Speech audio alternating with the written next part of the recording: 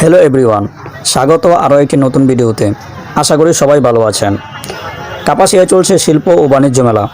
দিনের বেলা প্রচণ্ড রোদ আর গরমের কারণে আসতে পারিনি, তবে দিনের তুলনায় রাতের ভিউ অনেক বেশি সুন্দর। মেলায় ঢুকতে হলে টিকিট কাটতে হবে, তাই আমিও 10 টাকা দিয়ে টিকিট কেটে নিলাম। বিভিন্ন ধরনের লাইটিংয়ের কারণে গেটের সৌন্দর্য অনেক বেশি বৃদ্ধি পেয়েছে। মেলায় বিভিন্ন ধরনের কাপড়ের দোকান রয়েছে, তবে বেশিরভাগ দোকানেই মেয়েদের পোশাক বেশি। ঈদে কুরবানির ব্যস্ততায় শপিং না করে থাকলে ফ্যামিলির সবাইকে সাথে নিয়ে শপিং করে দিতে পারেন। এতে করে ঘোরাঘুরি শপিং করা দুটোই হয়ে গেল, মানে এক ডিলে দুই পাখি পেয়ে গেলেন। বিভিন্ন ধরনের খাবারের আইটেমের দোকান রয়েছে মেলায়। শপিং শেষে একটু পেট পুজো হয়ে গেল। বাচ্চাদের জন্য মজাদার রাইড রয়েছে। সব বাচ্চারাই লাফালাফি করতে চায়, তাদেরকে এটাই উঠিয়ে দিন, মন মতো লাফালাফি করুক। আরও 2টি রাইড রয়েছে শুধুমাত্র বাচ্চাদের আনন্দ দেওয়ার জন্য।